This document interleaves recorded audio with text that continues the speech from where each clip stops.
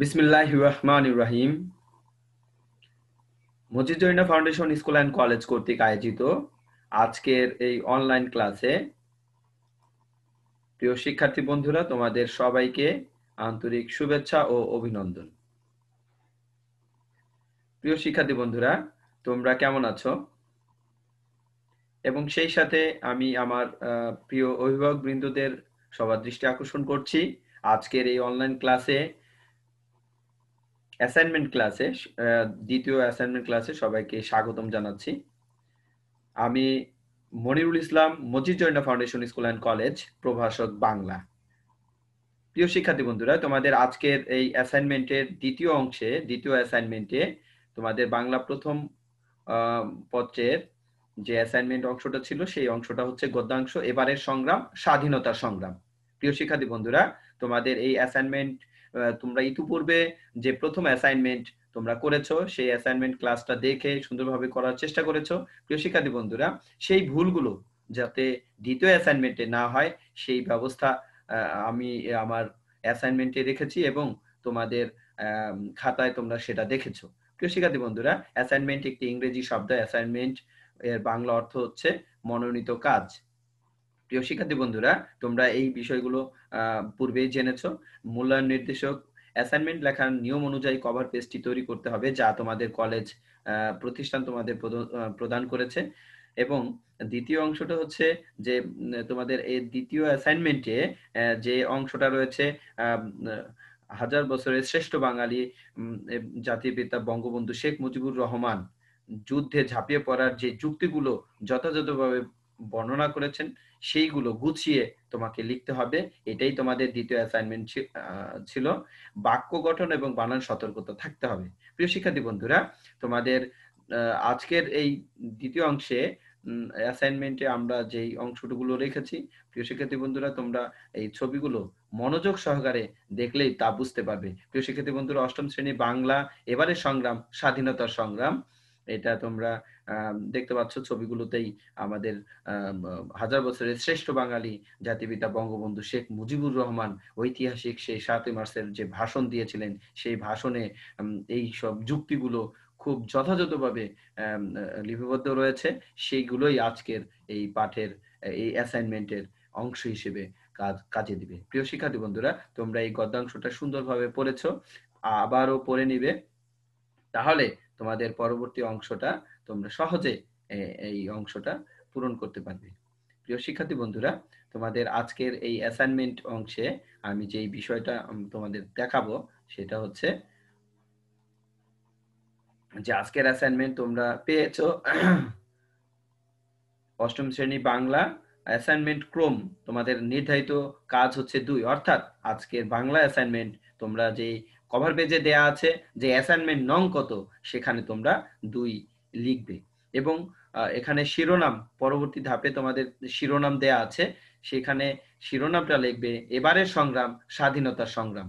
এবং অ্যাসাইনমেন্টের কাজ হচ্ছে সর্বকালের সর্বশ্রেষ্ঠ বাঙালি স্বাধীনতার স্থপতি আমাদের জাতির পিতা বঙ্গবন্ধু শেখ মুজিবুর রহমান স্বাধীনতা যুদ্ধে ঝাঁপিয়ে পড়ার জন্য যে সব যুক্তি তুলে ধরেছেন সেগুলো সাজিয়ে লেখো। প্রিয় শিক্ষার্থী বন্ধুরা, তোমরা যে বিষয়গুলো আলোকপাত করবে স্বাধীনতার পক্ষে যুক্তিগুলো সঠিকভাবে উল্লেখ করতে হবে এবং বাক্য গঠন, বানান শুদ্ধ হতে হবে। প্রিয় শিক্ষার্থী বন্ধুরা, চলো যাই আমরা পরবর্তী স্লাইডে।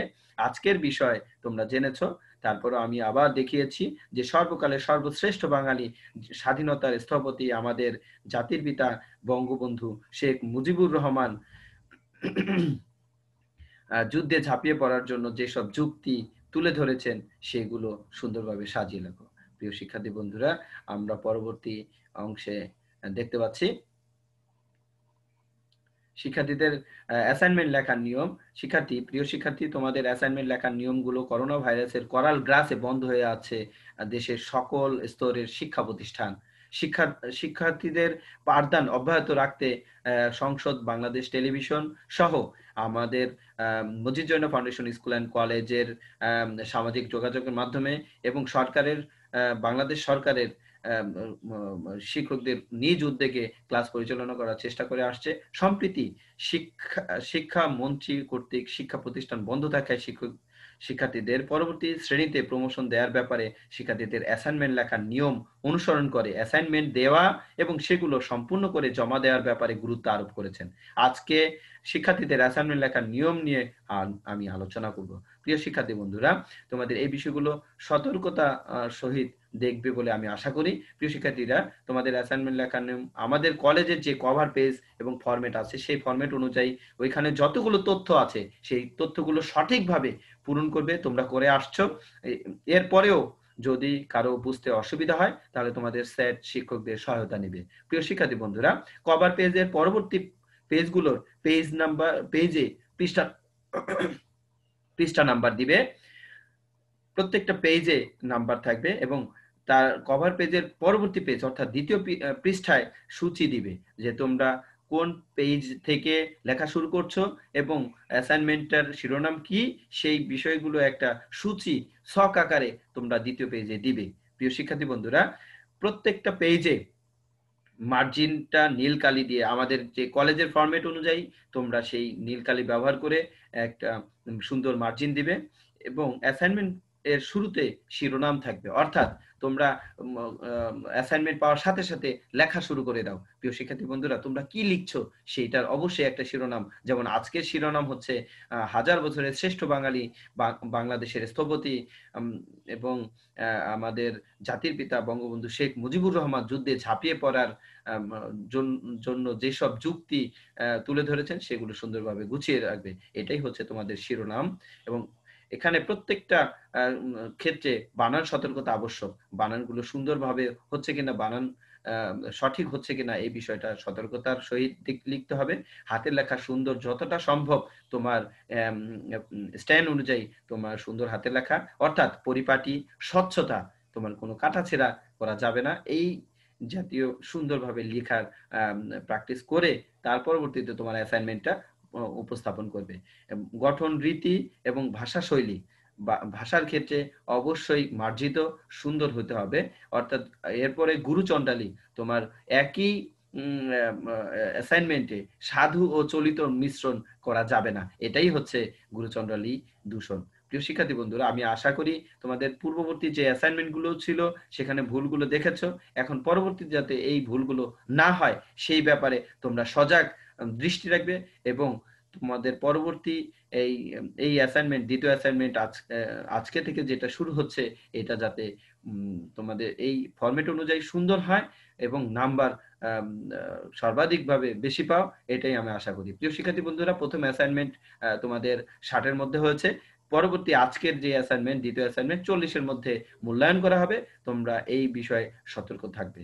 প্রিয় শিক্ষার্থী বন্ধুরা, তোমাদের অ্যাসাইনমেন্ট লেখার প্রয়োজনীয়তা একটু বলছি, যে 7ই মার্চের ভাষণে যে যুক্তিগুলো তুলে ধরেছেন যুদ্ধের জন্য, সেই বিষয়গুলো অবশ্যই খেয়াল করে লিখবে এবং বর্তমানে কোভিড-19 এর কারণে শিক্ষা প্রতিষ্ঠান বন্ধ থাকায় শিক্ষার্থীদের পাঠ মূল্যায়ন সহ পরবর্তী শ্রেণীতে উত্তীর্ণ হওয়ার জন্য অ্যাসাইনমেন্ট করে সেটা সংশ্লিষ্ট বিষয় শিক্ষকের নিকট জমা দিবে এবং সংশ্লিষ্ট বিষয় শিক্ষক সেই অ্যাসাইনমেন্ট মূল্যায়ন করে শিক্ষার্থীদের নম্বর প্রদান করবে, যা পরবর্তীতে বছরে নতুন শ্রেণীতে প্রমোশন পাওয়ার ব্যাপারে সহযোগিতা করবে। প্রিয় শিক্ষার্থী বন্ধুরা, তোমাদের এই প্রয়োজনীয়তা থেকেই তোমাদের অ্যাসাইনমেন্টটা সুন্দর করতে হবে।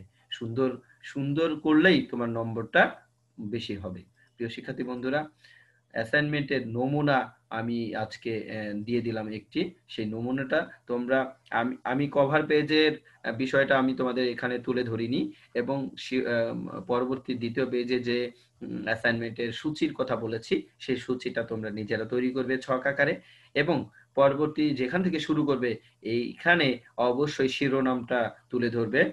এর পরবর্তীতে তোমরা যে বিষয়টি উপস্থাপন করবে, এবারে সংগ্রাম, স্বাধীনতার সংগ্রাম, বঙ্গবন্ধু শেখ মুজিবুর রহমান, এখানে তোমরা এই বিষয়গুলো আমি কিছুটা, তোমরা কিন্তু এইভাবে ভাইয়েরা আমার এখান থেকে এভাবে শুরু করবে না, তোমাদের বিষয়গুলো যেটা ফোকাসিং করেছি সেটা দেখবে। আজ দুঃখ ভরাক্রান্ত মন নিয়ে আপনাদের সামনে হাজির হয়েছি। আপনারা সবাই সবই জানেন এবং বোঝেন, আমরা আমাদের জীবন দিয়ে চেষ্টা করেছি, কিন্তু দুঃখের বিষয় আজ ঢাকা, চট্টগ্রাম, রাজশাহী, রংপুরের আমার ভাইদের রক্তের রাজপথ রঞ্জিত হয়েছে।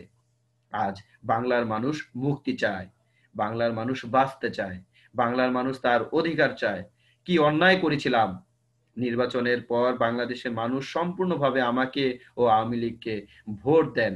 আমাদের ন্যাশনাল অ্যাসেম্বলি বসবে, আমরা সেখানে শাসনতন্ত্র তৈরি করব এবং এ দেশকে আমরা গড়ে তুলব। এদেশের মানুষ অর্থনীতি, রাজনীতি ও সাংস্কৃতিক মুক্তি পাবে। কিন্তু দুঃখের বিষয়, আজ দুঃখের সাথে বলতে হয় 23 বছরের করুণ ইতিহাস, বাংলার অত্যাচারের, বাংলার মানুষের রক্তের ইতিহাস। 23 বছরের ইতিহাস মুমূর্ষু নরনারীর আর্তনাদের ইতিহাস। বাংলার ইতিহাস এদেশের মানুষকে রক্ত দিয়ে রাজপথ রঞ্জিত করার ইতিহাস। প্রিয় শিক্ষার্থী বন্ধুরা, 1952 সালে রক্ত দিয়েছি, 1954 সালে নির্বাচনে জয়লাভ করেছি। জয়লাভ করেও আমরা গদিতে বসতে পারিনি। 1958 সালে আইয়ুব খান মার্শাল ল জারি করে 10 বছর পর্যন্ত আমাদের গোলাম করে রেখেছে। 1966 সালের 6 দফা আন্দোলনে 7ই জুনে আমার ছেলেদের গুলি করে হত্যা করা হয়েছে।